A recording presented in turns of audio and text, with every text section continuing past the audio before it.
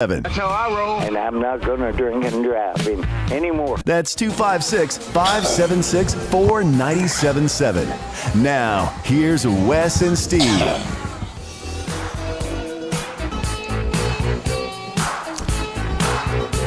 Well, did you hear those squealing tires there in the background? That's Steve working his way down here to the furniture factory. I am Tom Abraham. I am not Steve Moulton. I am sitting in, though, for Steve here for the first segment. Steve should be here by the time Tony Delk comes on the show, former Kentucky basketball player, spent 10 years in the NBA, and I'll talk a little bit of Final Four with him later on in the second hour of the show. Chris Doring, my old golfing buddy, Chris Doring, will be joining us here at the Furniture Factory. Well, not at the Furniture Factory, but online with the Furniture Factory. But Steve will be back here shortly as he just finished up the doubleheader that was softball doubleheader that was played over at UAH. That game was over on Zone 3. So I am sitting in for him for this first segment. Of course, West Neighbors side by each as well. Not just West Neighbors. This is the West Neighbors who won the championship of the, our Talent Heating and Air 97.7 ESPN The Zone bracket challenge for our guys at the station, if you will. He didn't win the overall, but he won for the guys that are in the station and did a great job doing that. So congratulations, Wes. You beat everybody else. Coming in second was Captain Cool. I was third. Drew DeArmond fourth. And along with Scott Tyson. No, Drew DeArmond and Mandy were fourth. Scott Tyson was fifth. And I don't know where. I believe that Chad brought up the rear on that deal. So I thought Moulton was the last. Moulton was second. Moulton was seventh, and Chad was eighth on that. That's how that worked. So you are the guru, and it's clear you know more about basketball than anybody else at the radio station. I doubt that. I actually played basketball growing up. And so did I. And it was, you wouldn't know it if you saw the two of us sitting here at the furniture factory. Well, that's the truth. But I loved it. I loved playing basketball when I was younger. And I guess when I got to junior high, my freshman year in high school was the last year I played. No, I played JV, excuse me. My sophomore year, and we were 24-1. And we were... That's pretty good. Yeah, we were good. I don't know if you saw the numbers. It was the lowest rated television rating. The audience was around 11.2 million for the game. It was the lowest rated final in the history of the men's tournament. And interestingly enough, the women's final was double their highest rated final before. The women had almost over 9 million viewers, and the men had 11 million viewers. Typically, up until this point, typically the women's final would get about 4 to 5 million, and the men's final would get 18 or 19 million. And you think it was because the blue bloods weren't in the... Absolutely. This is what happens. I mean, everybody roots for these upsets early on, and, this is great in the tournament. The first two rounds of the tournament were the highest rated tournament in recent memory. But then you know what? You get to the end and you got to watch San Diego State play, and you got to watch Miami play, and you got to watch these games FAU play. I think if FAU Miami would have played, San Diego State's hard to watch. I mean, and I'm gonna tell you, they flop around. I thought there was supposed to be a flop rule, right? Do you see how much they flop and try to fake fouls? I don't know that they have that in college. I know they got it in the NBA. I don't know that they have the flop in college. Maybe I'm confused. But the fact of the matter is, shows you what I know. Regardless of that, I don't think it would have mattered. I mean, you had UConn. UConn is a certified blue blood. I mean, people don't think about that. They've won 5 championships. Now. 5 championships. And that's one more than who? Kansas. Yeah. Kansas thinks they cut the bottom out of the peach basket. I mean, you talk to Kansas people, they're like Florida football fans. You talk to Kansas fans, you would think when you talk to a Florida Gator fan that they've won 8 or 9 national championships. They've won 3, okay? Yeah. You talk to a Kansas basketball fan, and you think that they were, they invented the game. Well, they didn't invent the game, but you would think that they had won, at least a half a dozen of these things. They have not. They've won 4 championships, and now UConn ties Duke and Indiana with 5 national championships, and it's only UCLA, Kentucky, and Who's the other one? UCLA. Kentucky has 8. Who has 6? There's somebody's got 6. But, you know, so they are a certified blue blood now. You have to say that, you know, for UConn. But the numbers in the tank. The bigger story was really that the women's final had this massive number. I mean, never in the history of a women's basketball game, any kind of women's basketball game, that have 9 million people watching. But you had LSU. You had some diversity for once in the final. It wasn't a couple of 1 seeds like it always is. You had LSU, you had Iowa, and you had 2 of the most dynamic players. You had that I called it the female version of Larry Bird versus Magic Johnson. Really, that's what you had with Caitlin Clark and Angel Reese. And that game wasn't very competitive. And they got it almost as many as the men. I mean, it's really incredible that it came down that way. Yeah, but what is the weekly on the what's the average normally? Million and a half for the men, and 200,000 to 300,000 for a women's game.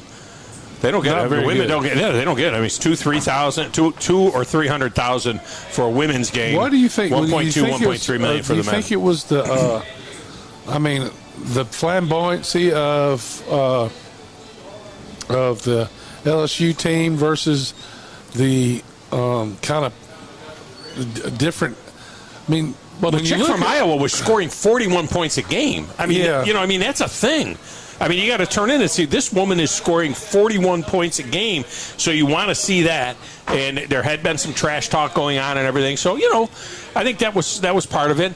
In the shooting, West was lights out. I mean, both teams in the women's game had a higher shooting percentage from three-point land than the men had in the men's game. LSU shot 67%. The women from the three-point line. So they were dropping everything. I watched little parts of it. Yeah. I didn't watch the whole thing. I watched part of the last of the first half. Mm-hmm. LSU was on fire. They couldn't miss from anywhere. Yeah. No, they were. I mean, they banked one in right before the half. Right. So, and I was glad to see LSU win. And, I didn't like what Angel Reese. Yeah, I didn't like what she did at the end, and apparently the Iowa girl had done it before, but I don't think anybody had ever seen it, and they're trying to make it race. No, they did. Yeah, well, making it racial is stupid. Yeah, but the Iowa girl had done it in the semifinal game. Well, then I don't like that either. She did the same thing. She did the can you see me now thing. But it's a little bit of trash talk. It was no big deal. And Angel and Caitlin Clark said today on SportsCenter. She said she has absolutely no problem with Angel Reese did because they're competitive. They were talking a little trash. Dudes do it all the time. And so, she was just kind of giving her own thing. I don't like it, Tom. I don't care who does. Yeah, well. It doesn't matter when it is. You tell the person good game. Yeah, it's taunting. It's just any kind of taunting. It's just, you shouldn't do that. I mean, I didn't like it. I don't like it when I saw the girl do it for Iowa. They showed the thing. I don't like that. Doesn't matter. Did you see the big hoorah today? What happened? With Jill Biden and her comment. So Jill Biden said that they needed both of them. They had to both come there, right? Yeah. And so Angel Reese was like, "This is a joke, right?" And Angel Reese tweeted to Michelle Obama, "Can we come to your house and celebrate?" I mean, it was Joe Biden just saying how great a game it was, but the White House said, "Look, there was no the coach from Iowa, Caitlin Clark from Iowa said." That's not for runners-up. That's for them to go see. Personally, to be honest with you, I think why does the leader? Why does anybody go to the? Why does how come the leader of the free world has time to entertain these champion teams? I don't understand why anybody goes to the White House. I think it's the most wasteful thing that we have in sports. I don't know. I'm glad people get to go. I mean, I'd like to go myself to the White House. I've never been. You just want to go. But that doesn't mean you want to go. You got to be a champion. You got to go. I mean, I won the ESPN league. Does that matter? We should send you. I think so. You won in our building. We should send you to the White House. We're going to send you to White House, Tennessee. Jill Biden has to call Michelle anyway to ask who gets to come anyway. That's true. I mean, that is crazy stuff. So, anyway, that's what I'm with the basketball and. coming up, I'm sure you guys are going to have a lot of talk about that. The odds are already out for next year, and I think this is comical. The favorite to win the NCAA tournament next year is Kentucky at 11-1. Of course, it's Kentucky at 11-1. They haven't done anything in years now. It's been a few years since they've done anything. Kentucky is at 11-1. Duke and Purdue are at 12-1. Bama checks in at 22-1. They've lost most of their whole team between graduation and guys that are in the transfer portal now. They've lost most of their team. How many people are in the transfer? Just one, right? No, now 3 in the transfer portal. And who's in the transfer Bradley portal? went in. Burnett went in. Oh, I didn't know Bradley. Yeah, Bradley just went in the transfer portal as well. And there was there's 3 guys that are in the transfer portal. There's 3 guys going to the NBA. And there's 2 guys that are graduating that are seniors that'll be out of there. So, he's starting over then. Yeah, but he's got another really good class coming in. I mean, they'll be very good. You don't know. But, you remember a few years ago when Auburn went to the Final Four, everybody thought that that's going to be a regular thing now. That Auburn now is going to be, contending every year. And they haven't really since then. I mean, they barely got into the tournament this year. That can happen to Alabama. You can go right back to being a team just battling to get into the tournament. Yeah.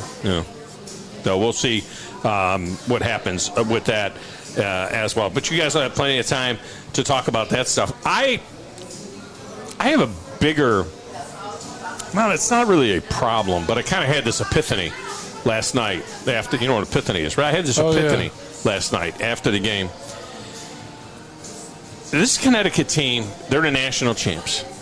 Everybody, they're the national champ. That's it. That's all we know now is that Connecticut is the national champion of this season. They won a tournament.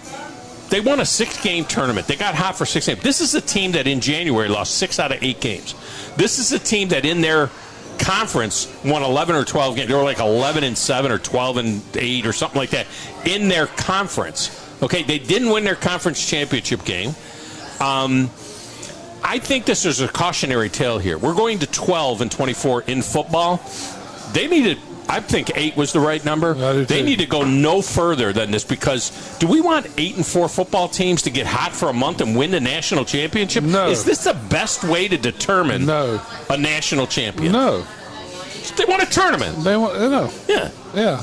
I said to Steve the other day, I think they ought to have double elimination after the Sweet 16. Add games. I really do. Maybe less teams and add games. I mean, I don't know what the answer is to that. I mean, I would say we don't never see a 16 beat a 1, but we did have that this year where a 16 did beat a 1, so there is that. Yeah. But I don't know. There should be some better system. So at least in Major League Baseball, which has too many teams now going, hockey and the NBA, they have series. They have best of 7 series, and that sorts it out. But can you imagine if they said in the NBA they get 16 teams that make the playoffs and they're going to go one and done, a Sweet 16 one and done? You'd never get the best team. That's not a true way to determine a champion. I agree totally. I said it should be double elimination. You ought to seed it at the beginning, like it is. Do it just the same way. You get the 16 teams. It's double elimination. I think that's more it's. I guess more equitable. More equitable. A lot more equitable. Yeah. Well, North Carolina, that's what I was forgetting. How can I forget the Tar Heels? They're the ones that have 6, North Carolina. So the list is UCLA at 11, Kentucky at 8, North Carolina at 6. It's obviously harder to win it's obviously harder to win a basketball championship than it is a football championship because Alabama has 6 in the last 12 years, right? Well, the other part of it, by the way, we're here at the Furniture Factory tonight. My daughter has performed on that stage right there numerous times, and she'll be doing that again here. She's been at both the Furniture Factory here and the new Furniture Factory in Madison as well, so it's kind of neat. I'm just Kelly's dad when I'm here doing a show at the Furniture Factory. But, that's a good point. You look at as I said, Kentucky's 11-1 to win the national championship now. Look at the football. In the football, Georgia is like 3-1 to win the national championship. Bama is 5.5 to 1. Ohio State is 6.5 to 1. Now, obviously, it's a 4-team deal. You got to get into it through your regular season, right? But I think it is, and I think it's going to. On the one hand, it sounds like maybe it'll be easier to win a national championship when they go to 12 because you got a chance to get in with 2 losses, and so once you're in, you know what? But I don't know if it'll happen that way. You got a chance, Tom, to get in with 3 losses. That's awful. You go to the 12 teams that would have been in this year, there have been some with 3 losses. See, I like a system where you could take the 5 major conference champions, so there's 5, and then 3 wild cards. And what the 3 wild cards does is that cleans up like a bad upset or a team that was, 11-1 during a regular season and got beat in a game, didn't get into their championship, something along those lines. I just think that in Europe with soccer, not that I'm a European soccer fan, but in England with the Premiership, they play 36 games, and whoever has the best record wins, is the champion. No playoffs. Whoever has the best record after their season is the champion.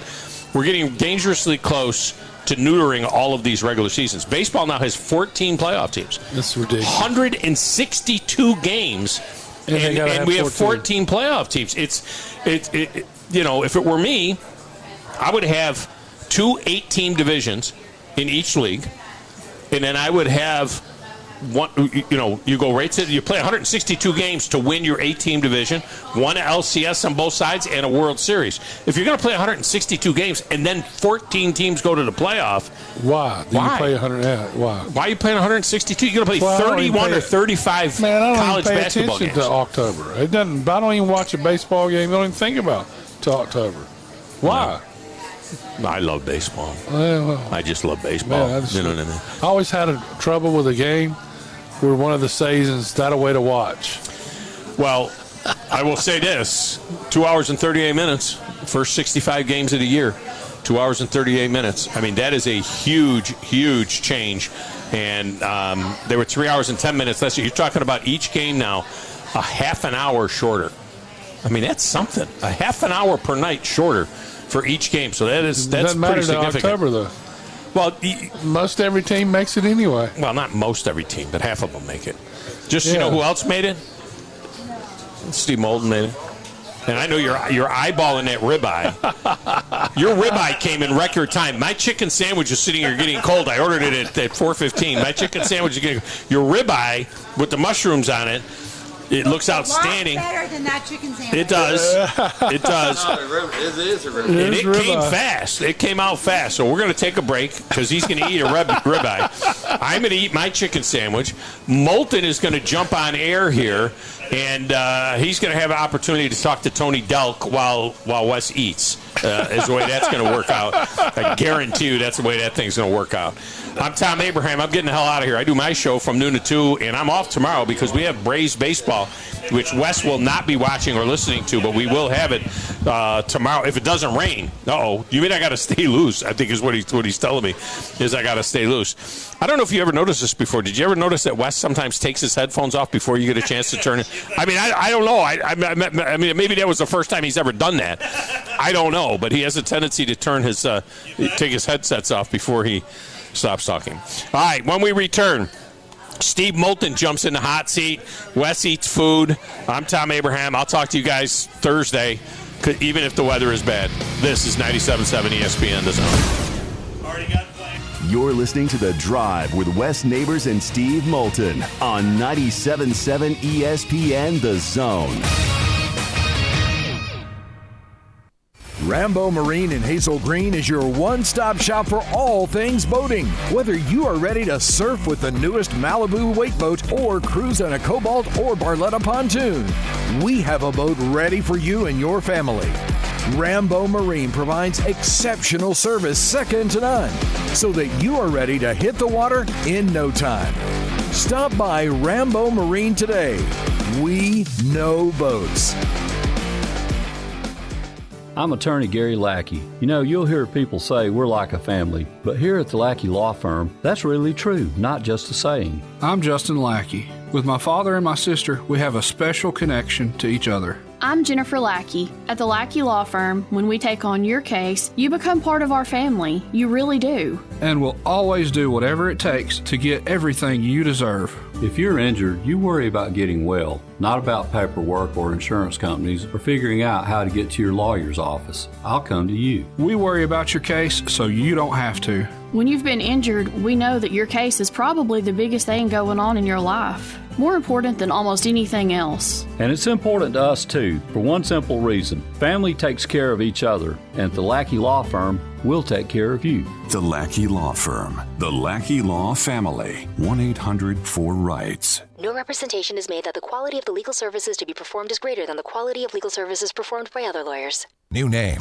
new players, and an even better championship experience. This April, the Korn Ferry Tour returns to the Rocket City for the 2023 Hometown Lenders Championship at the Ledges. Experience the beauty and drama of the Ledges in person as golf's rising stars chase their PGA Tour dreams. From the first man on the green to the roar of the crowd when the final putt drops. Be part of every moment of the Hometown Lenders Championship at the Ledges from April 24th through April 30th. Tickets to be a part of the action are on sale now at htlchamp.com. T-minus 3, 2, 1. Trash Panda Nation, ignite the fun, let's rock it. The countdown to the 2023 Trash Panda season is on. Single game tickets are now available for every home game of the 2023 season, including opening night on April 6th. 27 fireworks shows, 6 bobblehead giveaways, 5 jersey auctions, and much, much more. Get your tickets for the 2023 season now at TrashPandasBaseball.com. Let's rock it. Isn't the story of the prodigal son an amazing story? Basically, a rowdy boy who literally wished his father dead ran away and consumed his wealth with hard and fast living. Yet the father looked for his return every day, and when the boy got tired of eating pig slop, he decided to return. What did the father do? As soon as he saw that boy, he ran to him, threw his arms around him, and killed the fatted calf for a great celebration. Hey, I'm John Dees, pastor of the Cross Point Church. If you're looking for a church home, come see us, smack dab across the street from the YMCA in Madison. The kitchen is the heart of any home. It's where the family gathers. It's where kids discover old recipes and make them their own. Just starting out or just now getting started on the dream kitchen you've always wanted? I'm Chris Haygood, and from all of us here at Bob Wallace Appliance to the home builders and the homeowners of the Huntsville area, a heartfelt thank you for buying local. We're in Huntsville, Florence, and Coleman, and online at bobwallaceappliance.com. You want the right specialist for your recovery. At SportsMed Orthopedic Surgery and Spine Center, we understand every body is different. Your muscles and bones are unique, as is your body. Our SportsMed specialists offer innovative treatments and minimally invasive procedures, allowing you to quickly return to the life you love. Locations in Huntsville, Madison, Athens, and Decatur, and on the web at sportsmedalabama.com. Improving performance, improving lives. This segment of The Drive is brought to you by Woody Anderson Ford, located online at woodyAndersonFord.com with 2 locations, Hughes Road in Madison and Jordan Lane in Huntsville. I could waste away my spare time watching football with my friends, but I'd rather get my rod and reel and go fishing when I can. So that's clearly a song for Tom Abraham. You can hear Tom every Saturday and Sunday mornings with Bassmaster Radio as we are live here at the Furniture Factory Bar and Grill along with West Neighbors. Steve Moulton back here with you as we head out to the Neighbors Wealth Management Hotline. Tony Delk, kind enough to join us to wrap up the college basketball campaign. How are you, sir? Are you there, Tony? Yes, I am. How you guys doing? Doing real well. It's good to get you in, and boy, there's a lot to react to, and UConn certainly got hot at the right time, did they not?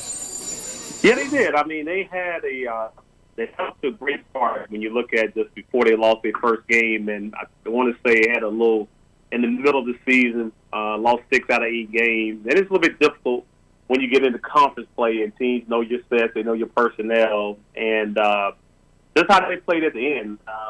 Just watching them play, and it's funny, the game I watched them play against Iona, and I remember Coach Pitino whispered something, and ended up being in Coach Dan Hurley's ear, is you guys can win it all. And I thought when Coach said that, he saw something special in that team. You look at the size, the shooting, the multiple defenders and ball handlers. it was just a well-oiled machine. And I think someone else said it would just take, the scouting report is they would have to have a bad game in order for them not to win it all. And they played exceptional. They really did. 76-59 was that final score over San Diego State. And I know a lot of Alabama fans watched that Alabama-San Diego State game, and it seemed like they grinded their way. Certainly that final shot against FAU in the semifinal game by Butler was monumental, but that was a defensive team that just ran into the hottest team. Is that fair to say? It's fair to say, but also UConn, they play great defense too. So you have to give them a lot of credit, not only on the offensive end, but how well they scored, in the paint from the outside. And we knew San Diego State was going to have a scoring drought at some point in time, because it's great to, have a coach that understand how important it is to run sets. But when the shot clock is winding down, you have to have a player that can go get you a bucket. And when you have two or three of those guys, which UConn had two or three of those players that can go get them a bucket and also can throw it inside, and they could overpower them on the inside. And when you watch San Diego State, the teams they beat, those teams really didn't have two or three or multiple guys that can go make plays. Because, great as your defense is, with there being so many really good offensively talented players, they're going to be able to break your defense down and get to your back line. But once they got to, your back line, they had bigs that could finish at the rim. And, they were, like I said, watching them play and how they defended, shot the ball. They play with a lot of confidence. And you have to give them a lot of credit for, just being in the position, putting themselves in the position. Because no one other than probably people from Connecticut, and for those who didn't see them, would be like, okay, UConn is going to be the team to win it all. And I think Alabama was at a point of, playing against a tough, hard-nosed, veteran San Diego State team that wasn't going to back down. I know we saw Arkansas make a run here in the postseason. Certainly saw Alabama, Tennessee make a little mini run. But it's just amazing of these different paths to get to not only the Final Four but a championship. And it feels like there is many ways to skin the cat, if you know what I mean. Yeah, it is. But, I was telling a good friend of mine who coaches high school basketball, you have to have a lot of different styles that you can play as a team. I think that's what made us such a really good team back in the 90s. With we can play in the half court. We could get out and run with the best of them. We could press. We could score against the zone. We had inside threat. We had shooters on the outside. So we kind of covered every phase of the game. And I don't think a lot of teams understand. A lot of coaches don't understand when they're putting their roster together. And just looking at what UConn did, UConn reminded me of our team back in '96. One of those, just on how we were able to, and having inside, outside, multiple players that can make plays, being well coached, having some great sets, having guys at the end of the game when the shot clock is winding down that can make plays for your teammates. And I don't think all coaches understand the importance of having, and some are getting it where they recruit guys who are multiple. They can play multiple positions, but also can guard and guard different positions. But also understanding that the game is about shooting. It's hard, really, to put two bigs on the court if you don't have three shooters on the court. And if you try to play with two bigs and you don't have shooters, they just gonna it's gonna shrink the court. And then you don't have driving lanes. Their team having the two bigs to play some together, but one of their he could pop out and knock a three down. So it's a lot different having bigs now that just only can play in the post. They got to be able to play on the perimeter. What is your reaction to Rick Pitino landing at St. John's, Tony? I think it's a great hire. Being from New York and understanding the landscape of that city, and definitely going to have the alumni behind him, and then just his knowledge of the game, and just being successful every stage he's been at, just understanding, especially on the collegiate level. He knows how to motivate players. He is one of the best at designing plays, a technician when it comes to putting the right pieces together and getting guys to buy in. Because once you get guys to buy into your system, and you have a system that's tailor-made for your personnel, I think the first thing he said, I got to go get my players, that I know I can win with. So what he was saying to some of those guys, you might want to get the transfer portal. We certainly heard that message on the football side of Deion Sanders when he first got to Colorado. It felt very similar, and I don't know. You may want to stick around, but more than likely you need to hit that portal. And I felt like that was kind of the same along the lines message there. But in the other realm, I'm hearing Coach Cal next year being a must-win. And I'm just kind of shaking my head at it, Tony, just because of the amount of success he's had at Kentucky, albeit not as many championships as I know Big Blue Nation wants. But do you think next year really needs to be a make-it-or-break-it year for Cal?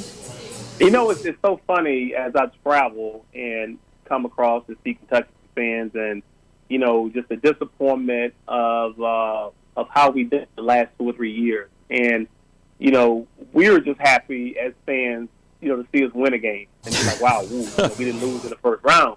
And so that lets you know where Kentucky people are at. But, he has been successful, and he's had some really good teams, some teams that, when we look back in history, probably should have won. But, it's just a lot of luck, and, your guys got to be up to the challenge. And, it's easier said than done.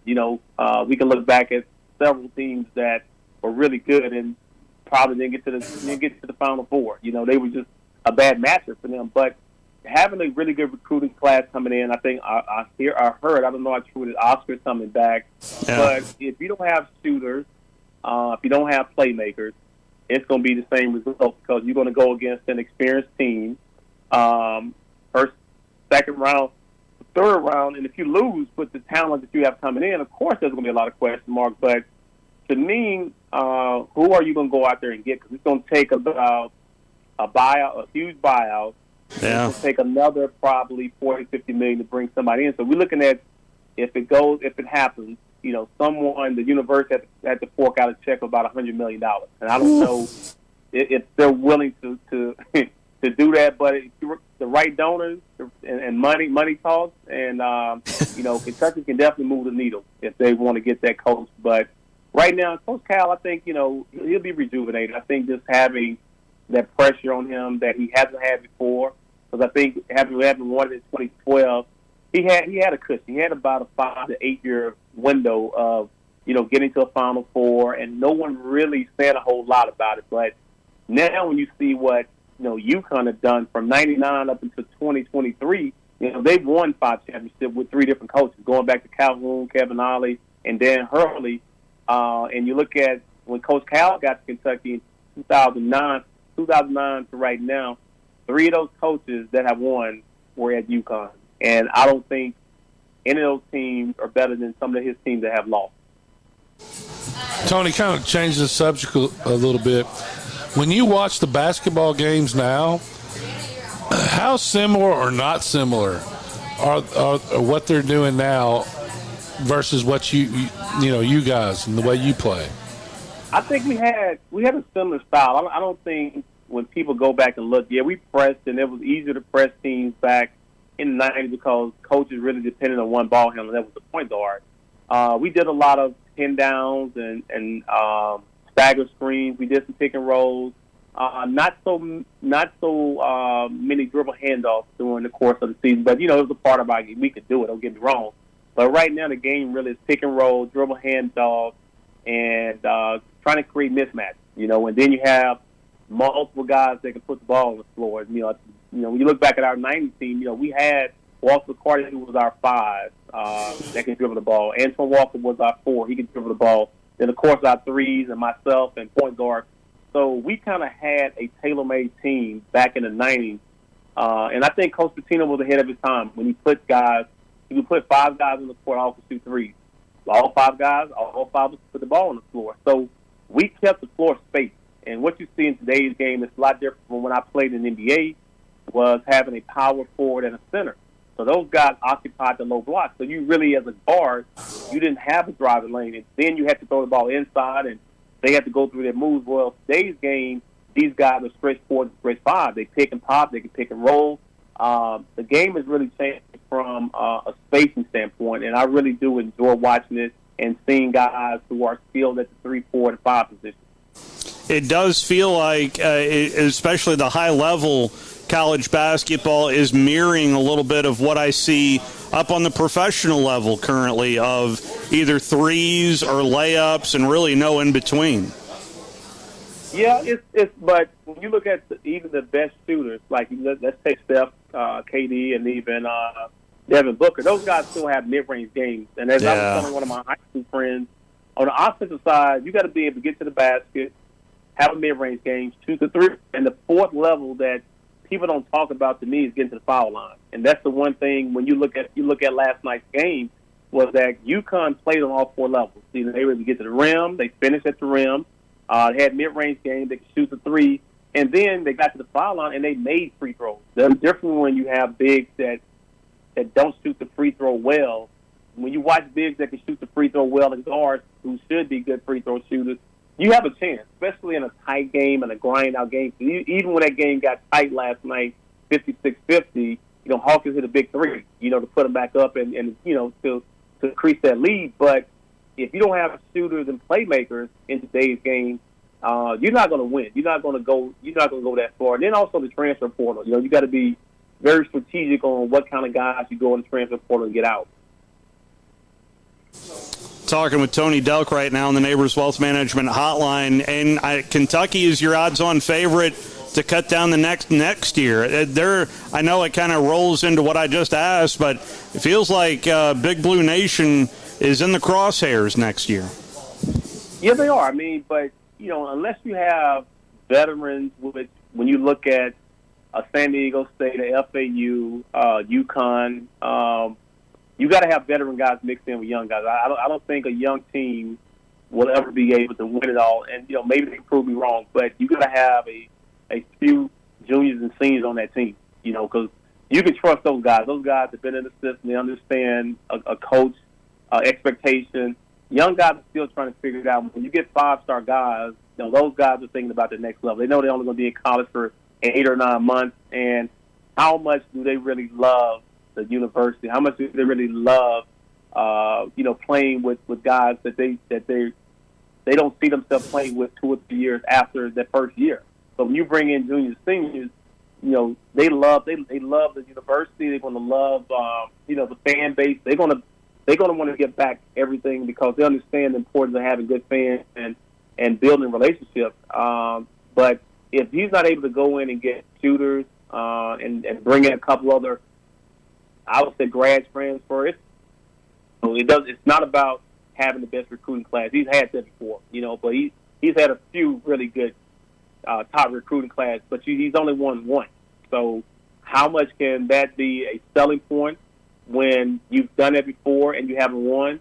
So it'll be interesting to see what they do, but I think UConn will probably be the favorite depending on if guys decide, test the waters. But I'm sure Coach Hurley has a plan, but if those guys decide to stay, I think they can be, definitely Final Four, potentially cut down the nest themselves. Is this an anomaly, meaning no 1 seeds, 2 seeds, or 3 seeds, or do you think that there is more parity in this college game today and that we're going to see more of this down the line? I think so. This was an interesting year. As good as Alabama, Houston, might have been Purdue, I didn't see anyone that really just, I looked at it and was like, wow, that team can win it all. I saw there were some good teams. I didn't see a great team where from start to finish they handle the business, non-conference, conference, tournament. And that's what made UConn such an interesting team when you saw that they had a stretch of games where they lost.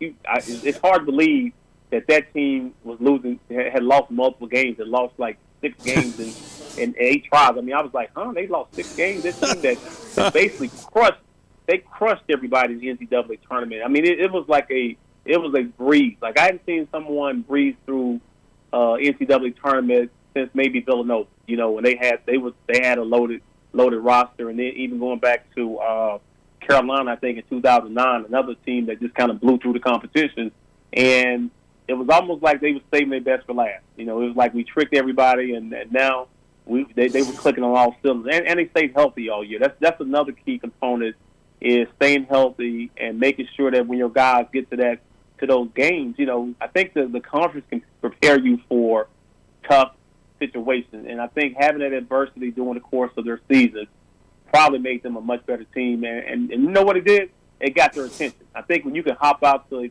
14 or 15-0, and teams and players start feeling themselves, and to lose in conference that many games, it became humbling to them. And then as a coach, now you can get their attention. You can coach them the way you want to the second half of the season. It's crazy to think about, of the fact that team went 13-7 in conference play.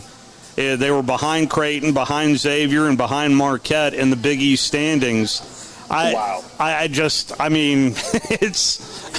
But I saw them back in I think it was the Phil Knight Invitational when they beat Bama in that crossover, and they won pretty handily, 82-67. About 15 to 16 points. I mean, it was, to me, like I said, somebody had mentioned that game to me. I didn't even know they played Alabama. I went back and looked at scores. I was like, ooh, that was easy for them. It wasn't a tough game.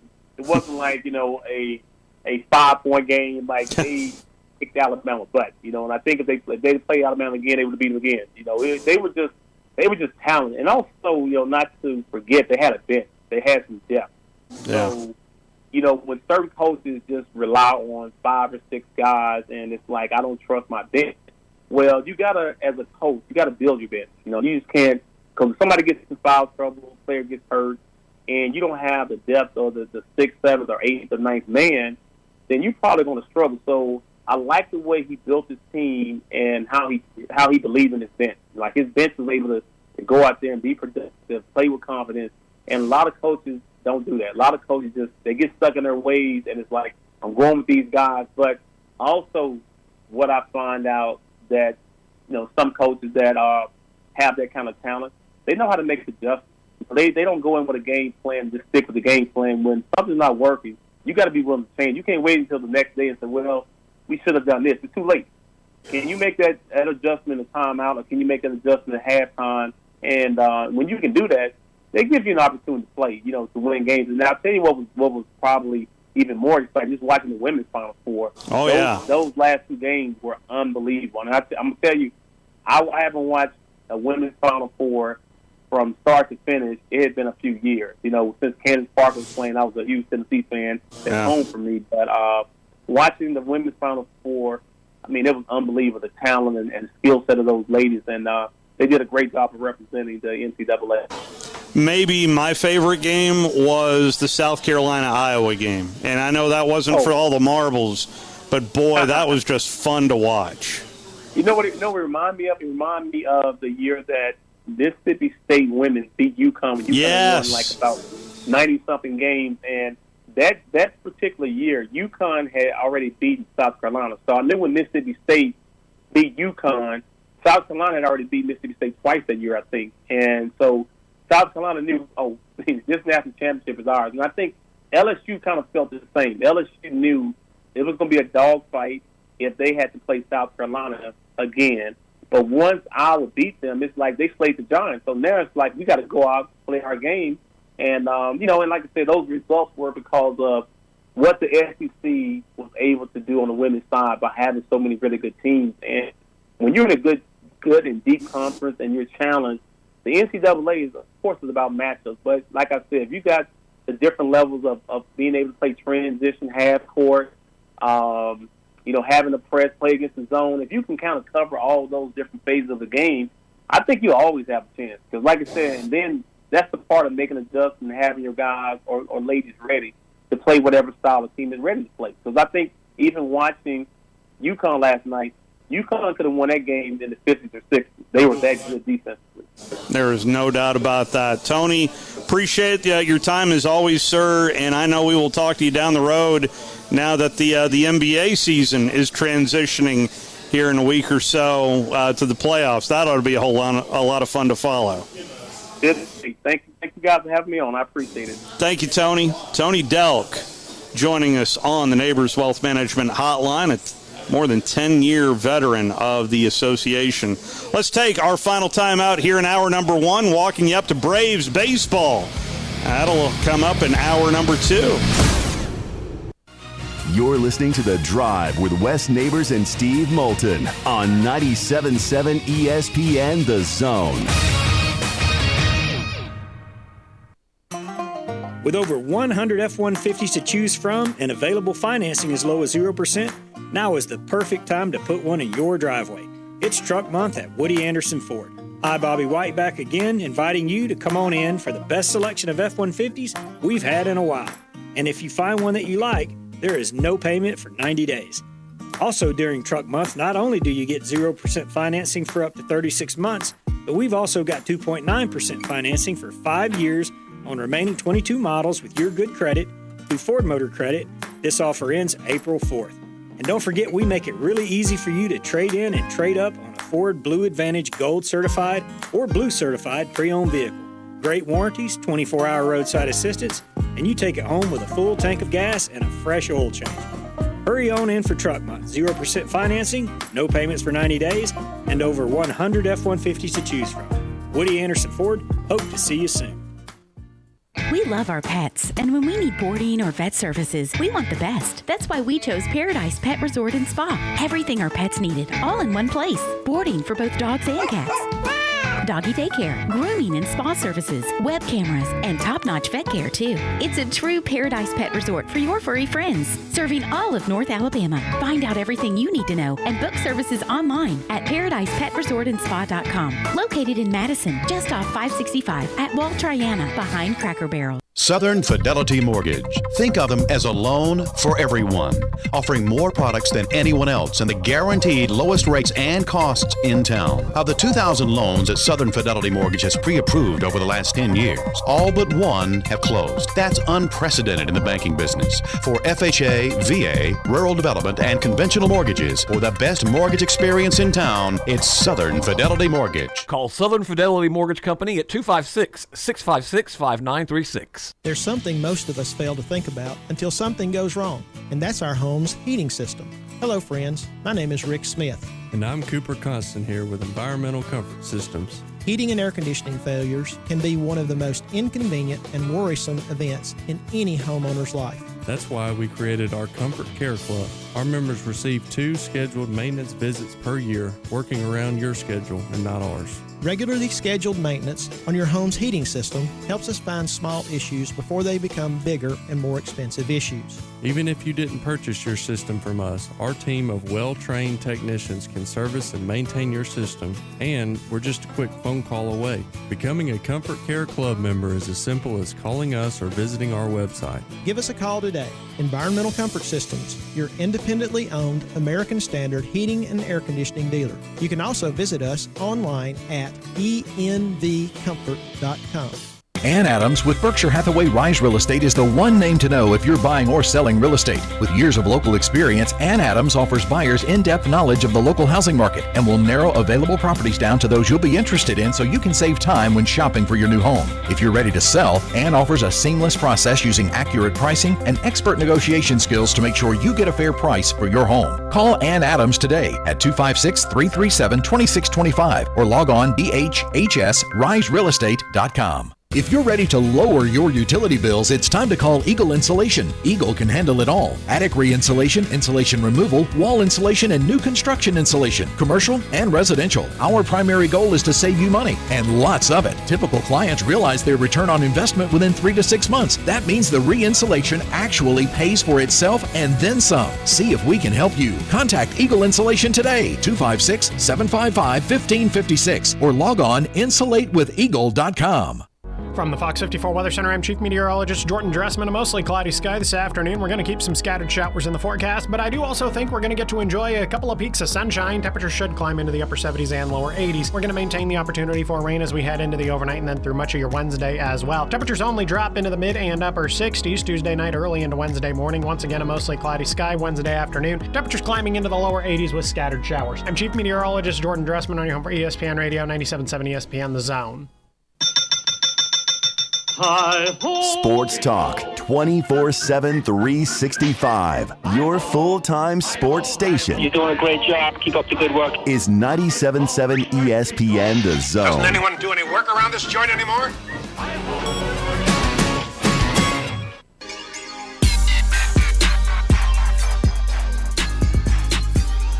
That's better. Back here at the Furniture Factory Bar and Grill, along with West Neighbors, Steve Moulton back here with you. Coming up in 10 minutes' time, we will talk some SEC spring hoops. Wait, let me get out of this. We'll talk SEC spring football. Goodness. We'll talk some spring football coming up in about 10 minutes' time with Chris Doring on loan from the SEC Network. Jen, kind enough to join us. How are you, Jen? Hey.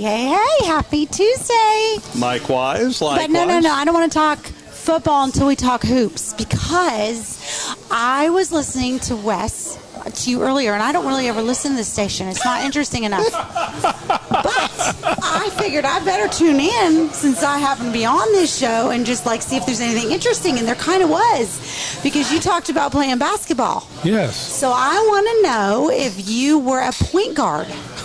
Actually, were you did, really? On some teams, this depended on, my nickname was Truck. Yeah, that's very fitting. Yeah. I mean, you're kind of like a football player-y kind. I don't really see you as being I'd say a 3/4. So I moved around. But, Don't you have to be really fast and I was fast. Jumping all over the place? That's what everybody would be surprised at. Oh, yeah. That I was quick and fast, but it just depended. I wasn't a great shooter. I was a driver. I was a slasher. A slasher? Is that really a thing? Oh, yeah. Yeah? Yeah. Okay. So I went to the hoop. I could jump. Yeah. But when I was younger, I was really good. Could you dunk?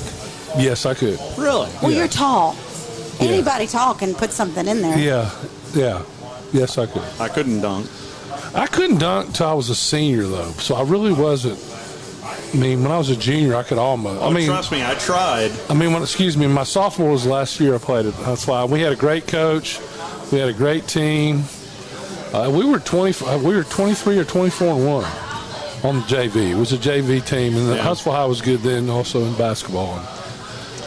We played Hoss. A Butler. Yeah, and Hoss played both in the varsity and the JV. Hoss was good. I believe it. He was. They got beaten. Elbow you out. They got beaten. 6'6". Anyway, now knocks you out. Yeah, his leaping ability was non-existent, but he didn't have to. He was 6'6" and has these long arms, and he had a shot that he would put on his forehead. Yeah. When he shot, that's bird style. And he'd throw his gut out. There was no way you could block a shot without fouling. Yeah, he was, just like Larry Bird. I never thought about that. Yeah. Anyway. I know who Larry Bird is. Well, Hoss Bird. That's what we'll have to call him next time we see him. Hoss Bird. My goodness. So what's going on here at the Furniture Factory? Oh, all kinds of good stuff. It's Easter weekend, and if everybody's just bored, they need to come here. We got our big Van Halen concert. Nice. Doesn't that sound good? That is awesome. Saturday? It is exciting. So are you a Van Halen? Is open. Are you a Van Halen fan? Not at all. But you know what? It is so much fun. Who doesn't love it out here? The patio's open. Yeah, right? I love Van Halen. It's open. And so we've got villas. We've got all the couches. We have beer. We have new chairs. We've got all kinds of new TVs. So Don't you love it? Hagar or David Lee Roth? Oh, I like both of them. Yeah, that's like rock, right? Where they're like jumping all over the place and their hair's like going it's everywhere. Van Halen, but they just had different lead versions. singers, Yeah. Different lead singers. It is such a fun place. Friday night is the place to be. We're going to beat everybody in town this weekend. We've got it. It's the place to be. Oh, there's no question. Don't you agree? I was noticing. I came in the back way. The way you set it up, it was nice. You're welcome. Very nice. Doesn't it look good? We got lights everywhere. It's just a great place to be. We've got a new staff, a new team. They're doing phenomenal. We had to hurry up and hire girls because we were just really short on staff, and so we've got a great team. So this weekend, Furniture Factory is the place to be. So, are there any of the tents left? Villas. Villas. Yes, I'm sorry. we have some villas left. Maybe 2 left. So I made it so that we could have 4 villas. I've sold 2 of them, and I have 2 left. But it's the perfect place for parties. But you still reserve tables? Yes, you can reserve tables, and I would say first come, first serve. But the weather is to be really nice this weekend. So I did give Manana Man an idea. Yeah. For another villa. Yeah, right here. I know. Along the side. Yes. Stage side. Yes. Especially since we got a new speaker system, a new sound system. He was like, "That's gonna happen." Mm-hmm. A new villa. It really villa. is. It really is. I'm working on that. So one step at a time. But man, we just kind of opened up quick as we could, and the weather is nice. Everybody needs to come out this weekend. Absolutely. Yeah. And of course, steak night on Mondays. Yes. I come here for lunch quite a bit. Yes. Just because of how good the deal is for lunch. Mm-hmm. The steak and a side. I mean, come on. Come get that. And then if they need something bougier, I'll fix them up at Haven. I've got several banks that have done some really neat corporate events at Haven. Because I remember the last time I went rolling through a fast food joint, I'm going to say it rhymes with, I'll just say McDonald's, and you spend the kind of money there, and I was thinking you could get a steak and a side and a drink for the same price here. Yeah, that's so good. As Tom Abraham said, he's never had anything bad here, ever. Yeah. What does he do? I'm not sure. What does he do? I don't know. I still don't know. So I didn't say that. So, Jen, can you rent out the Bougie Furniture Factory? Oh, yeah. Oh, no, not that. No, you can't rent the whole place? Providence? Yeah, Providence. No, it would cost a lot of money. Nobody's going to rent that place out. Yeah. However, if they're really, really wonderful and if they want to call me, I might give them a reservation. Right. So, because it's a little bit smaller, so we've got great bands out there. So if they call me, sometimes You can set some things up for them. Yes, so Got a I'll little do that. patio area out there as well. Yes, and I'll take care of them out there, but I'll do my best to take care of both places. So, factory's the place to be. Providence or downtown. There you go. You like? So these are the 2 basketball experts right here. Jen. Oh, yeah. Well, did you hear he won the bet? I didn't think that was very nice. He's rubbed it in every single day. I'm going to give this man a shot just so he'll shut up. Wow. I'm just saying. Wow. Well, you remember how confident she was last week? Well, no, I was a little 100%. confident. Yeah, I really was. I thought I was in the know. I guess I wasn't. That means it's All right, Miss tequila. Princeton. Cheers. Oh, me. Well, anything else? Oh, man, that's good when we're like saying the same thing. Let's see, we've got Haven, we've got brunch. We'll even do Easter brunch. Like if people don't have Easter plans, y'all come on to the factory. It's not exactly What time like does brunch start? dressy, but at Providence it's at 10. Here it's at 10 as well. But y'all can go to church and then come on over. So we'll be a great place for that, for families and all that good stuff. So we're happy to accommodate. Some people don't think about us for Easter. You know? Yeah. But I actually did Easter one year at the Floribama. So this is definitely a step up. Well, that's true. They had actual services. They have church. I know. Did you know that? Yeah. I heard that too. Church at Floribama. You have church, then you have lunch. I mean, tomorrow the Padre will be on with us. So I ate lunch with the Padre today. Did you? I love that guy. Yeah. Well, we love Jen too. Absolutely. I'm your favorite. Thank you, Jen. All right. We're going to talk some football on the other side. Yes, that pigskin sport. Chris Doring on loan from the SEC Network joins us next right here on 97.7 ESPN The Zone. Huntsville, Alabama. Now let's get back to the Crimson Tide Sports Network. Roll Tide.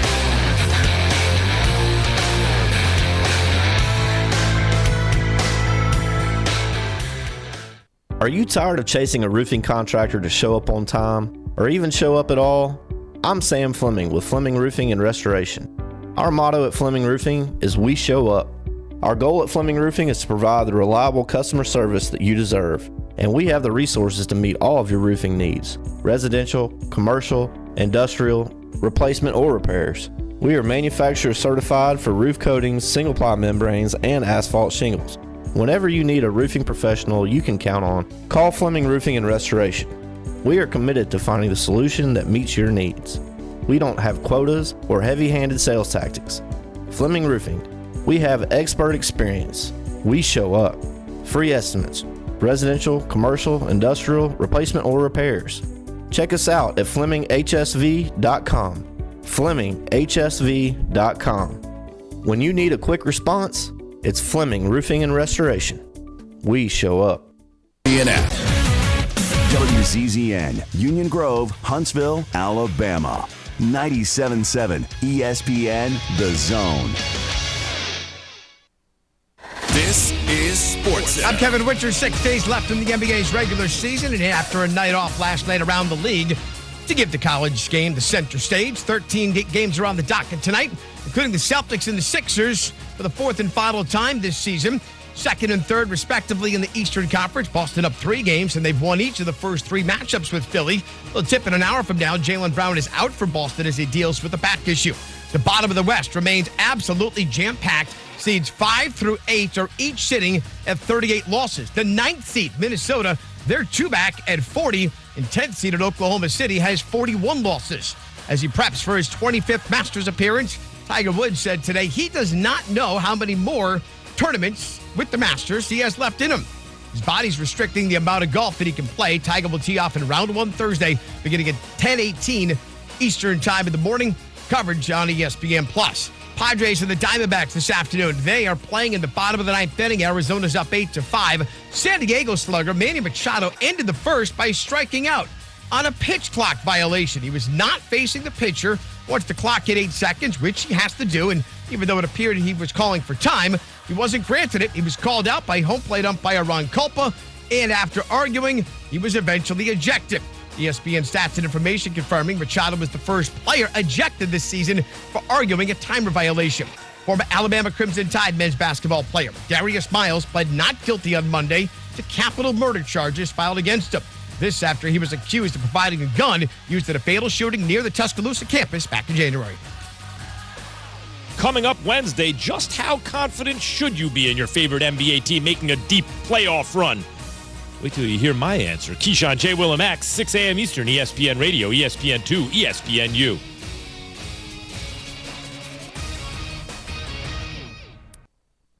.97.7 ESPN, The Zone. Welcome to The Drive with Wes Neighbors and Steve Moulton.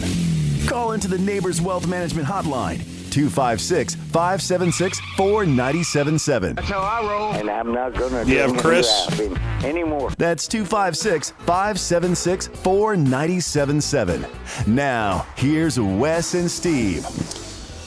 Back here at the Furniture Factory Bar and Grill, along with Wes Neighbors. Steve Moulton here with you as we're walking up to Braves baseball. The 3-1 Braves take on the 2-2 St. Louis Cardinals.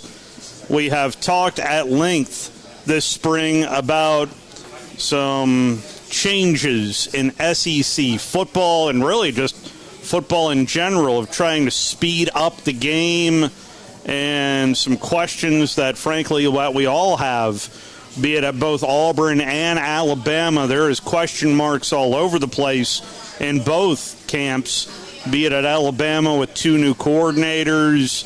There obviously be a new quarterback as well, and let's talk about it right now with Chris Doering on loan from the SEC Network. How are you, Chris? Hey, I'm good. How are you guys? Doing real well. So, right out of the gate, which storyline intrigues you the most from your perch? The Auburn situation with Hugh Freeze and what's going on down in the Plains, or what's going on in Tuscaloosa with 2 new coordinators? Certainly a lot to replace from both offense and defense. Which storyline intrigues you more, Chris? Well, I'm heading to Auburn this weekend to call the spring game or whatever they're going to do on Saturday. So I've been a little more attentive to what's going on there. But I think one of the things that we've come to expect from Coach Saban in Tuscaloosa is that they're going to have people come take their assistant coaches, take their coordinators. They're going to have guys move on to the next level as players, and they typically don't miss a much of a beat. So I think right now it's just the return of Hugh Freeze to the conference and trying to get Auburn back to being a little more competitive within the conference. Hugh Freeze yesterday mentioned the possibilities of turning these spring games into a scrimmage with some in-state schools. What did you take out of those comments, Chris? I don't know what you mean, playing like FCS type schools. He said maybe Auburn should play the likes of Troy and Bama should play UAB and scrimmage that way for an A-Day. I've been saying that for a while now. I don't know about those schools, but what I want to see is the scheduling as the college football playoffs expand coming up here soon.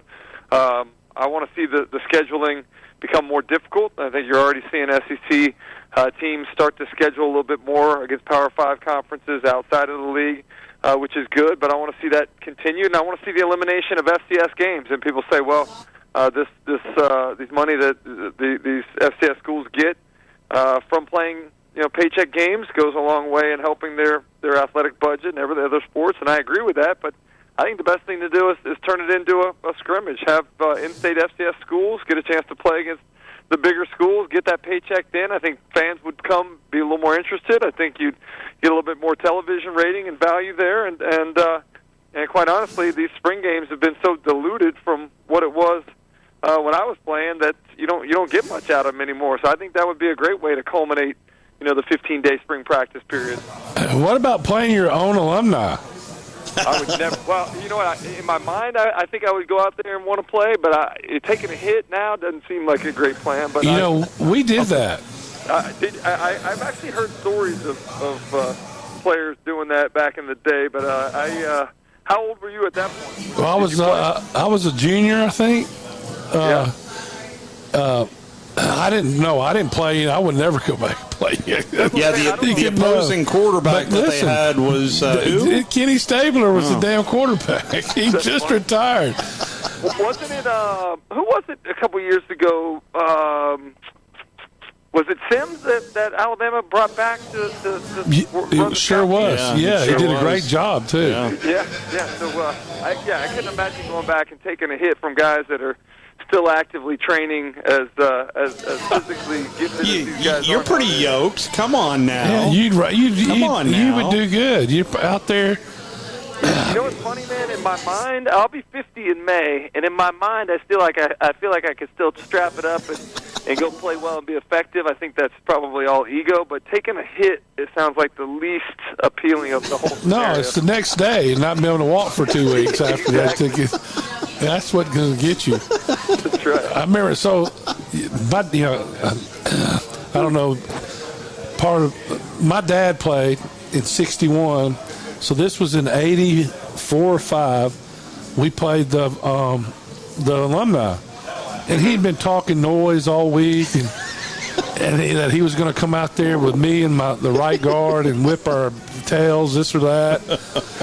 I'm sure he said it just like that. No, he was a great trash talker. Yeah. So he's out there, and one of his buddies from 61 went out there and tried to tackle somebody. He came, his helmet was sideways, he's bleeding profusely, And that was it for him. We were calling him out and trying to get him to come out there, and he wouldn't come out there. Could you imagine, the insurance liability for something like that nowadays? Listen, there were over 100 of them that came back to play. Wow. And what you don't think about, like the guy that was playing nose guard, they brought some guy from the 60s in there, and we about killed him. But then they brought the next guy that came in and just got through playing in Canada. Yeah. Right? And then you had Stabler, and you had sprinkled in there were some guys that just retired from the NFL. Well, it doesn't take many of those to make a big difference. Yeah, no, that's true. That's true. I still have this debate. Like, I got some stupid ass friends that try to tell me this was a couple years ago that oh man, Alabama could beat the Cleveland Browns or beat the worst team in the NFL. I try to tell these clowns like even the best college team would have no chance against the worst NFL team with all the accumulation of talent at that level. No, there's no question. No, I agree with you totally. I mean, so when this spring, to me, for a lot of teams, are like you're going to have huge quarterback competition at Auburn, huge quarterback competition at Alabama. LSU's quarterback set. Yeah. Is it that though? I look at Garrett Nussmeier getting a chance to play. They had him scripted in the bowl game to be the I think the third series he got. It's a guy that played well in the SEC championship game. So I mean, I think at face level it is, but I think they also one of the things you got to do nowadays as a coach is manage your roster and give guys at least the hope or the feeling that they're going to be able to compete for the starting job, just to keep them on the around and out of the transfer portal. Yeah. Okay, so I'm going to go a little round of questions here. Sure. Texas A&M, improved or not? It can't be much worse, right? So I mean, just by default, I'll take improved. Will they be in your top 3 in the West? I thought you were going to be the top 3 in my preseason poll. Top 3 in the West. Yeah, I'm talking about just the West. Yeah. Oh man. I probably not. I mean, I actually have LSU winning the West this year. I was getting. Yeah, I don't think that's not too far fetched. No, that's not far fetched at all. Yeah, I mean, I think given the the what you said, the quarterback situation, I haven't been overly impressed with their offensive line or receivers in recent years. So I have a lot of question marks about where Alabama is right now. But I really like Brian Kelly and getting to know him in his first year in this league and what he's doing there and the accumulation of talent that's taking place. So I have them winning. By default, you always have to have Alabama in the top 3, so they're there. I probably would have them outside Texas A&M outside of the top 3 in the West, just to, I need to see something. I need some proof before I really start to believe in what they're doing. I believe there's going to be a great fight on the sideline sometime. Just don't step on the grass. Yeah, just don't step on the grass. Yeah, there's not going to be enough credit if something does good. They're going to say it's all Petrino, and he's going to lose it in a press conference. He already almost lost it the last press conference. Yeah. It's an interesting dynamic, and sometimes you look at these things and wonder how they're going to play out, and they work, and other times they end up being a dumpster fire. I mean, I look at Charlie Weiss being the coordinator here in Florida under Will Muschamp in his first year.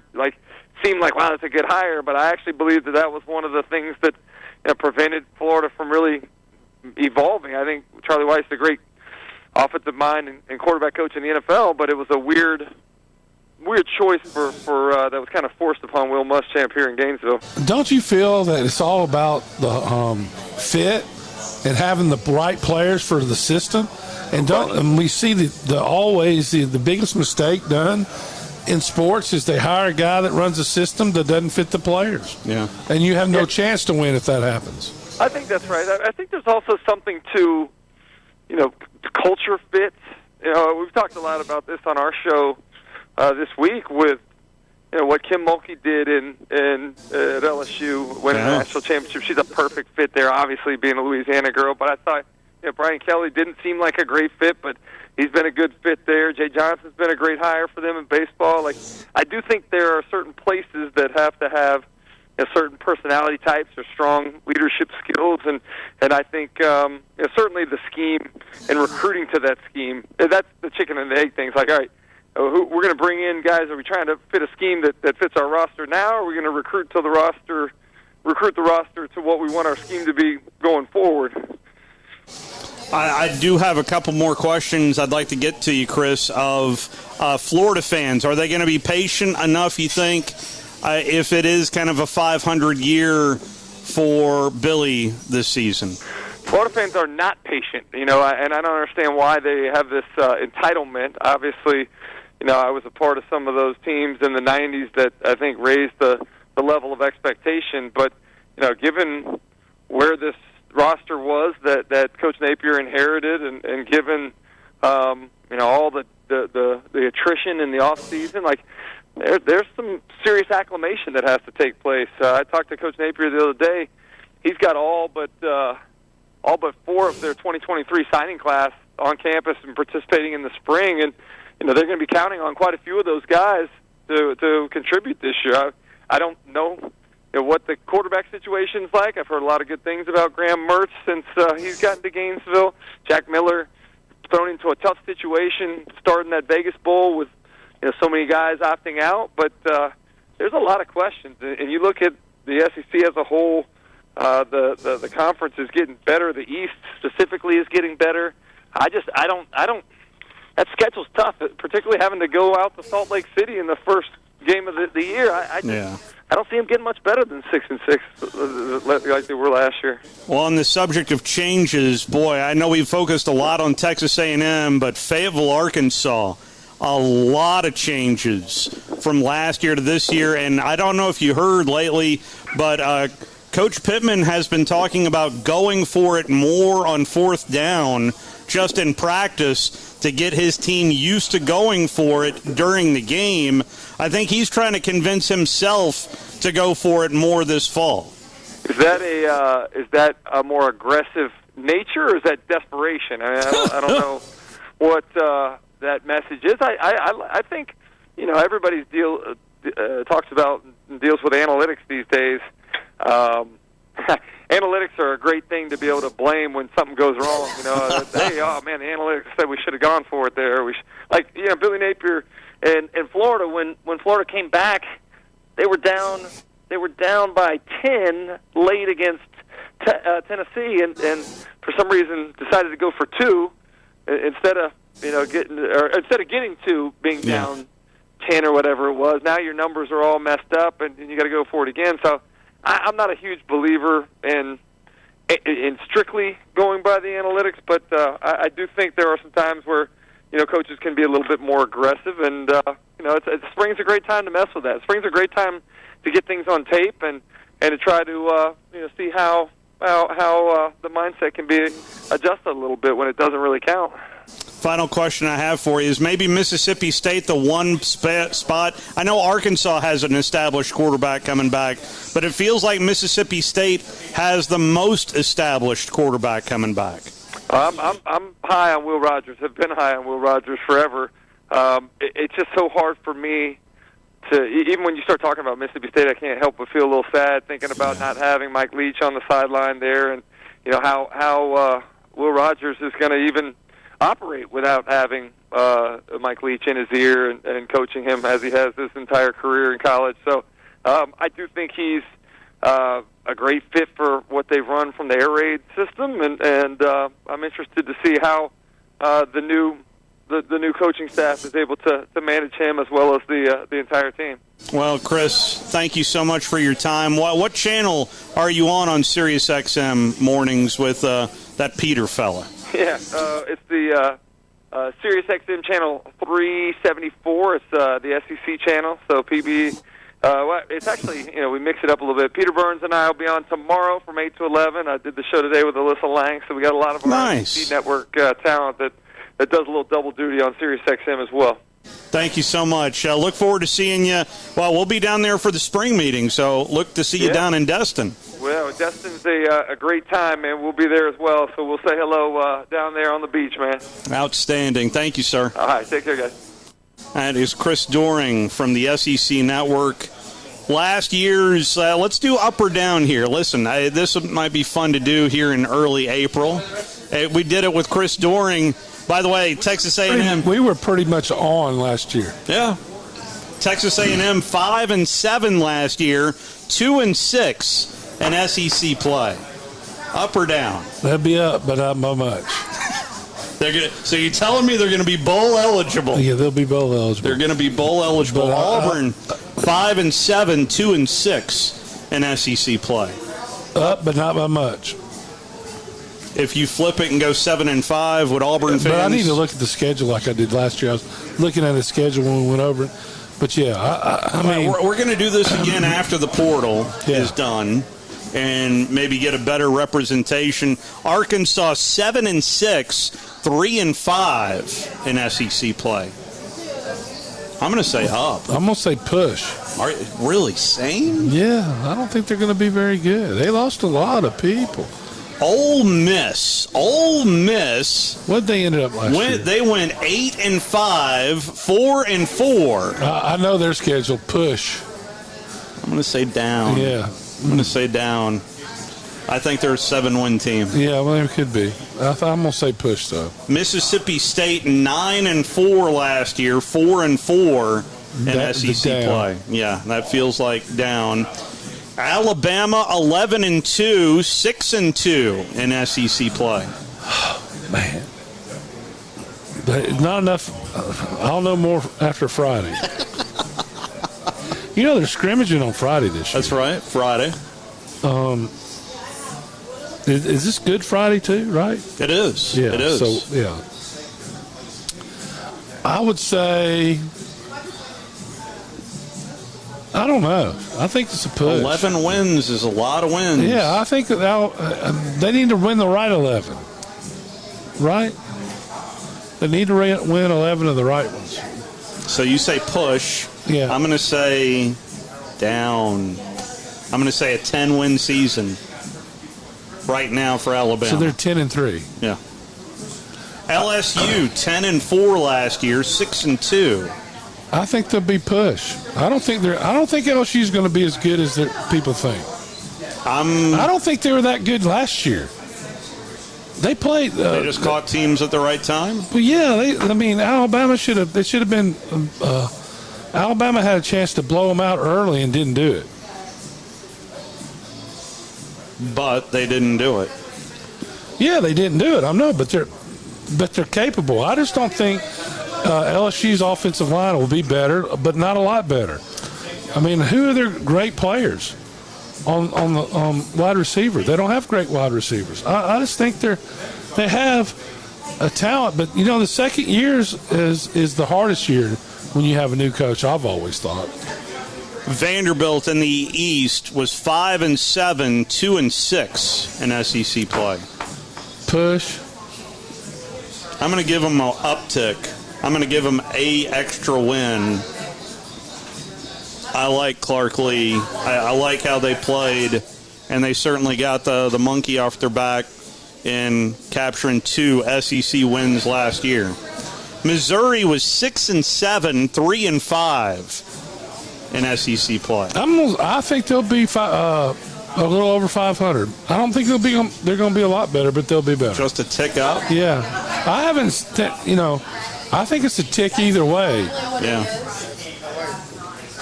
Florida 6-7, 3-5 in SEC play. Florida 6-7.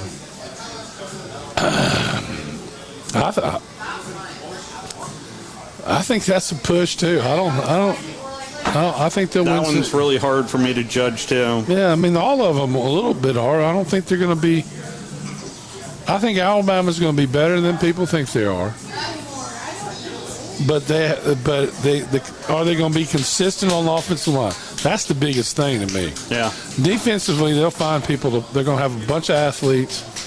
Are they going to make the big plays? I guess LSU, all they had to do is make 1 or 2 big plays and they win the game. Yeah. Couldn't do it on defense, right? I mean, the last play was 25-yard run for a touchdown. I got hit square in the back, but still, they had plenty of people that could have tackled them. Busted assignments everywhere.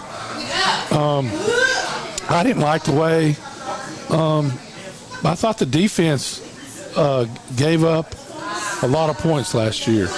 The Tennessee game, they made a play. Yeah. And they got to take it away from them. Yeah. Really. That being said, they still had plenty of chances to win the game and didn't. Let's go through the rest of the East here. Kentucky 7-6 last year. They were 3-5 in SEC play. And I promised myself I would not upsell Kentucky ever again. I can't do it. Well, I can't do it. I saw where the coach was. Mark Stoops. Coach Stoops was complaining about effort in the practices. He was. Which doesn't mean a lot this early in the year, but they got their offensive coordinator back. They did. What were they last year? They were 7-6. I think they'll be the same. 3-5. You know, maybe they don't need to play this year if everybody's the same. I think it'll be close to that. South Carolina was 8-5 last year, 4-4. Felt like he did it with mirrors at times. Well, no, he had a good quarterback. That quarterback's not a bad. He did improve. That quarterback killed Florida. Spencer Rattler. 2 years ago. So I'm gonna say the same thing I said. I think it'd be. I think so far, everybody we've talked about in their record is a game plus or minus. Tennessee was 11-2 last year. I do not think Tennessee 6-2 in SEC play. I think Tennessee will. Well, yeah, but not you're saying, like, I don't think they're going to drop like a rock. They're not going to pull a Texas A&M. No, their coach is too good. I think they might lose one more than they. I think everybody is a game above or lower. I don't think there's a lot. You know, I didn't think Texas A&M was going to be very good last year. You did. No, I got to see. You called it at media days. I think that you look at. We got to watch the quarterbacks. Quarterbacks are so important. We didn't get to the part where it doesn't matter to the plays. Everybody runs the same plays. It's the execution of the plays. And finally, Georgia was undefeated last year. 15-0, 8-0 in SEC play. I think Georgia will lose a game this year. Have you seen their schedule? Yeah, the schedule's not any good, but the quarterback has not taken a snap. Correct. So that's a big deal. But it's big deal. It's easy to say the schedule is an easy path into the playoff. I think it's an easy path into the SEC championship. I do too. But to the playoff, I'm not so sure. Yeah. We'll see. I mean, I think Georgia's going to be good. I'm not going to say they're not going to be good. Yeah. And maybe I think they're 1 or 2. But, you get a rookie quarterback in here and he starts throwing picks, and all of a sudden the game changes big. Yep. You throw picks for touchdowns and, you don't have any experience. We'll see. Hard to win championships with really young quarterbacks. Let's go ahead and take our first time out. Final call for phone calls on the other side as we're walking you up to Braves baseball.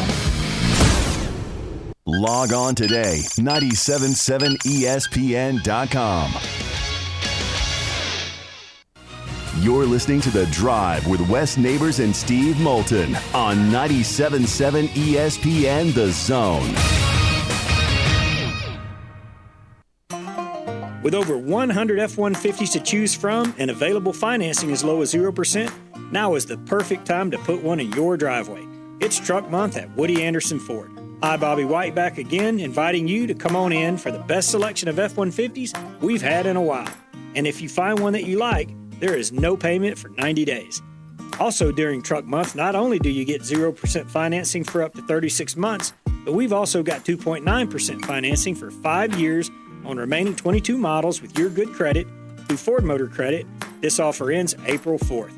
And don't forget, we make it really easy for you to trade in and trade up on a Ford Blue Advantage Gold Certified or Blue Certified pre-owned vehicle. Great warranties, 24-hour roadside assistance, and you take it home with a full tank of gas and a fresh oil change. Hurry on in for Truck Month. 0% financing, no payments for 90 days, and over 100 F-150s to choose from. Woody Anderson Ford, hope to see you soon. We love our pets, and when we need boarding or vet services, we want the best. That's why we chose Paradise Pet Resort and Spa. Everything our pets needed, all in one place. Boarding for both dogs and cats. Doggy daycare, grooming and spa services, web cameras, and top-notch vet care, too. It's a true Paradise Pet Resort for your furry friends, serving all of North Alabama. Find out everything you need to know and book services online at ParadisePetResortAndSpa.com. Located in Madison, just off 565 at Wall Triana, behind Cracker Barrel. Great food and the best live entertainment is what it's all about at the Furniture Factory Bar and Grill. Head to downtown Huntsville every Tuesday for karaoke on the only outdoor karaoke stage in North Alabama. Thursday night is the Valley's longest running and biggest bike night. Food and drink specials, giveaways, and live music on the patio. And the Furniture Factory menu is fully loaded with options from steaks to salads, plus a whole lot more. Featuring a weekday happy hour that starts at 3. 619 Meridian Street, downtown Huntsville, and online at FurnitureFactoryBarGrill.com. When I chose a garage door company, I did my homework. I needed Precision Overhead Garage Door Service. They have a 5-star Google rating. I checked their reviews and liked what their customers had to say. Precision Overhead Garage Door has lifetime warranty packages. Same-day service if I call before 2 p.m. If they can't make it the same day, my service call fee the next day is waived. They did a 25-point safety inspection on the door and operator. Now that's peace of mind. Residential, commercial, and gate services. Precision Overhead Garage Door Service. Call 256-400-4500. Our customers trust us not only to find the right hardware, but to advise them on the technology that makes them more efficient. My Next Level team researches and discovers real solutions. Check-in software, HR, digital signature, and workflow software. It saves you money immediately. We hold your hand and stay with you through the transition. We're taking our customers to the next level in business process automation. What if I told you that Bigfoot is real and that he's making the best donuts you've ever had?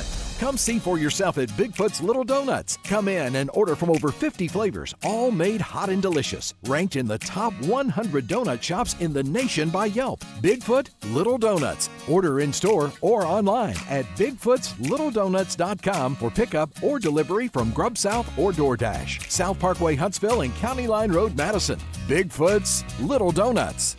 One of the best-kept golf secrets in the Tennessee Valley is Cherokee Ridge. Cherokee Ridge truly offers golf at a higher level with immaculate greens set against a spectacular Appalachian backdrop. This 18-hole championship course takes every advantage of rolling hills, whispering woods, lakes, and streams. Interested in becoming a member? Their membership plans feature affordable options for couples, families, and individuals. Book your tee time today, 256-841-4551. Cherokee Ridge. Championship quality, affordable prices. Tom Luganville here for my friends at Woody Anderson Ford. Bobby White and his team take great pride in their service department, and you can see it the moment you walk into those beautiful new service lanes. And just like a championship team, they all work together to make sure your experience is second to none, whether you drive a Ford or not. Also, check out the gold certified pre-owned inventory at Woody Anderson Ford for great deals every day.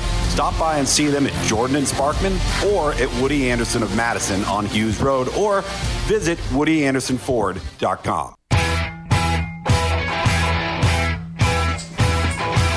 We are walking you up to Braves baseball. Dylan Dodd is on the mound tonight for the Braves. He is making his major league debut. Jarrett Schuster made his first appearance of his own on Sunday afternoon. Braves enter in with a 3-1 record. The Cardinals are at 2-2. As the Braves still on the road, they are in St. Louis. That's why the delayed first pitch.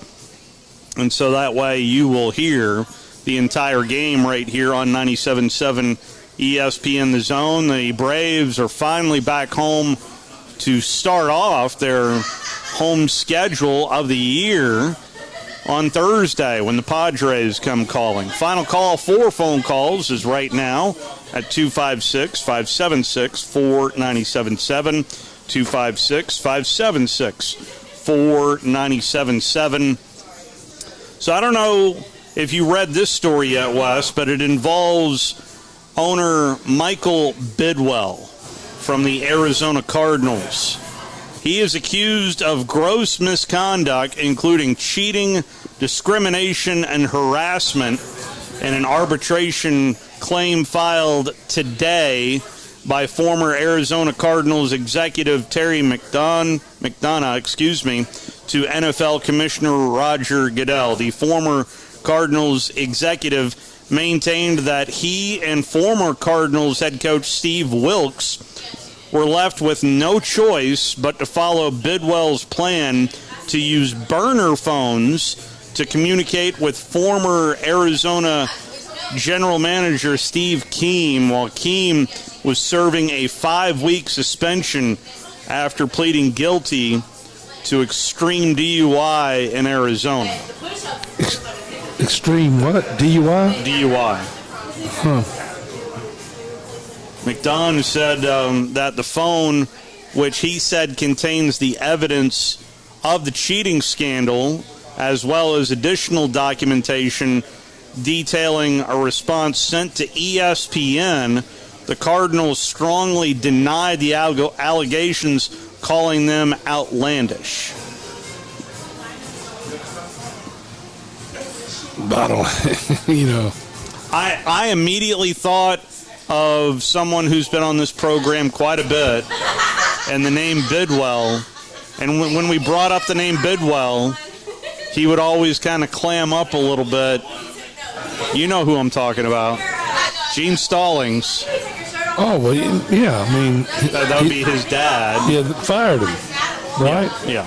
And they weren't doing bad either. No. So, I don't know. Who knows? When somebody gets let go, it's always discrimination. It's always, they're looking for an angle. Yeah. Who knows if it's true or not? I'll let somebody else figure that out. So that is out there.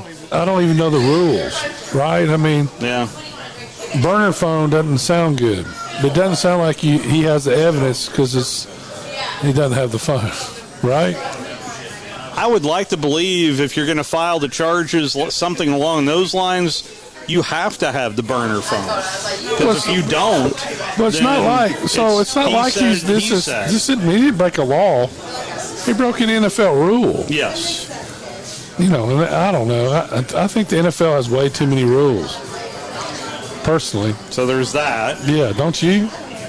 Way too many rules. So I don't know. I mean, it's hard to keep up with it. I think they do a lot of that on purpose.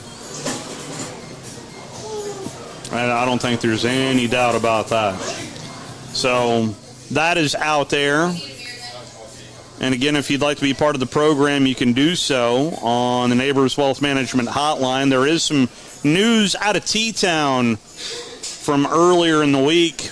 We have yet to get to it as Nick Saban once again pulls in another high recruit. We'll talk about this with Drew DeArmond later in the week. But Mason Short on Sunday, there's nothing short about him. He's 6'5", 302 pounds, from Evans High School in the state of Georgia, is a 2025 Under Armour All-American.